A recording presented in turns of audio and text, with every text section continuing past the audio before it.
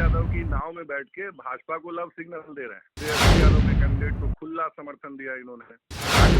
हर सवाल पे ये बचते चले आते हैं। भाजपा में रह करके ये तेजस्वी यादव और राजद के एजेंट के रूप में काम करना चाहते हैं। अपने आप को मोदी के हनुमान बताने वाले चिराग पासवान तेजस्वी यादव के एजेंट हैं। नीतीश कुमार पर हमला बोलते हैं, लेकिन तेजस्वी पर बोलने से डरते हैं, और यही बड़ी वजह है जो चाचा की तरफ से बड़ा आरोप लगाया गया है और कहा गया है कि चिराग पासवान मोदी के हनुमान नहीं है, बल्कि वो तेजस्वी यादव के एजेंट हैं। राष्ट्रीय लोक जनशक्ति पार्टी यानी चाचा की पार्टी की तरफ से बड़ा आरोप लगाया गया है। जब हमने उनसे बातचीत करने की कोशिश की, जिन्होंने एक बड़ा आरोप लगाया है, मयंक मौली राष्ट्रीय सचिव सह आईटी सेल के राष्ट्रीय प्रभारी हैं, जब हमने फोन पे उनसे बातचीत करने की कोशिश की तो उन्होंने क्या कुछ कहा है, पूरी बात को सुनिए आप। जी आ रही है। आपका एक इंटरव्यू मैंने देखा, उसमें आपने चिराग पासवान को आरजेडी और तेजस्वी यादव का एजेंट बताया। अब तक जनता दल यू बीजेपी के एजेंट बताते रही, लेकिन अब ऐसा क्या आपको लगा जो आपको लगा कि भाई वो चिराग पासवान तेजस्वी यादव के एजेंट हैं? देखिए, स्थितियां जो हैं वो आज नहीं काफी दिनों से ऐसी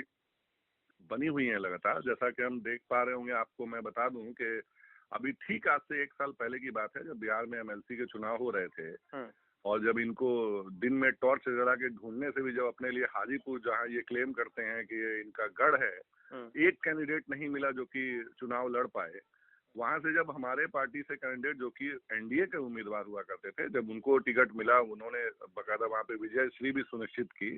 उस समय इन्होंने क्या किया, तेजस्वी यादव के कैंडिडेट को खुला समर्थन दिया इन्होंने, ओपन, और बकायदा इनके उस समय के कथित ऑडियो भी वायरल हैं, जिसमें प्रधानमंत्री जी को और भाजपा के शीर्ष नेताओं को बकायदा कह रहे थे कि आपको तो याद है ना कि कैसे हमको निकाला गया घर से, कैसे क्या किया गया। वो तरकीब मैंने बटोरने की इन्होंने कोशिश की, संवेदनाएं, मगर हुआ कुछ नहीं। आरजेडी को इनके डायरेक्ट का ये जो हल्ला चलता है ना, ये बड़ा इनके आने से लैंडस्लाइड वोट ट्रांसफर हो जाता है और ये होता है, कहाँ हुआ। ये राजद को कहा, विजयश्री तो कुछ नहीं दिला पाए।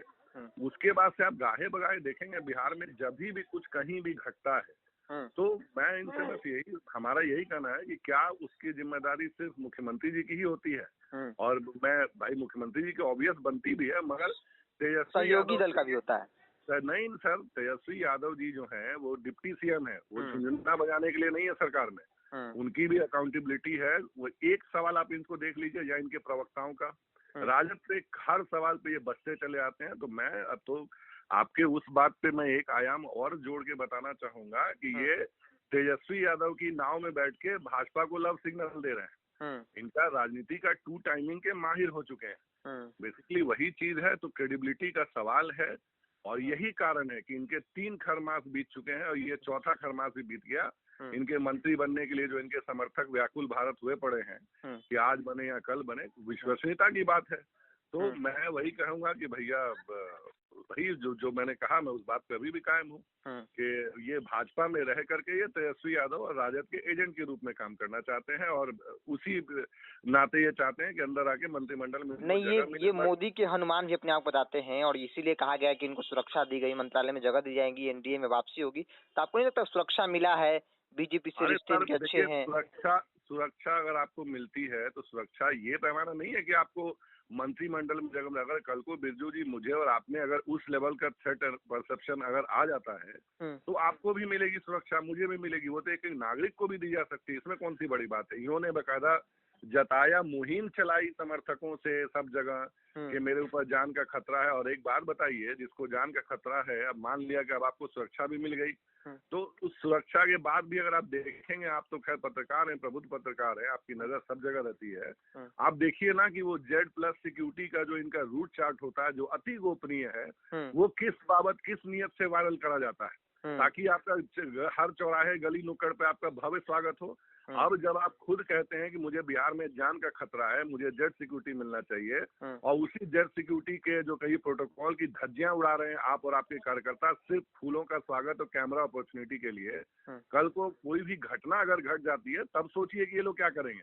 जब आप Z सिक्योरिटी का प्रोटोकॉल आप तोड़ रहे हैं, आप खुला उल्लंघन है, ये खुला उल्लंघन है। उसमें लिखा रहता है अति गोपनीय, वो गोपनीयता कहाँ बढ़ती जा रही है। यही वो पहले भी होता था। पहले जब इनको वाइस श्रेणी जमीन से वापस ली गई थी, आप 2 महीने पहले का उठा लीजिए, उस समय वाइस श्रेणी ना होते हुए भी अपने आप को वाइस श्रेणी प्रोटेक्टिव लिखवाया करते थे उस कागज पे। अब तो Z सिक्योरिटी लिखवाते हैं। तो ये सब सिर्फ मैं यही कहूँगा शोशाबाजी है। शोशाबाजी से कहिए कि निजात लेना चाहिए इनको, परिपक्व हो राजनेता का ये सब का ये वो नहीं है, शोभा नहीं देता है अपने आप को। अगर मतलब ये प्रेशर, एक तरह से प्रेशर पॉलिटिक्स भी है ना कि भाई मेरे रिश्ते तेजस्वी यादव उनकी पार्टी से अच्छे हैं, आने वाले दिनों में मेरे पास विकल्प है, ये सीधा। इसी में मैं आपको कहूंगा सवाल में ही आपका जवाब निहित है कि तो फिर आप हनुमान किस बात के हुए सर? ये कौन से हनुमान है कलयुग के जो हर बार अपने राम को ही कहिए कि मुसीबत पर या बाकी कठिन परिस्थितियों में डाल देते हैं? ये कैसे हनुमान है?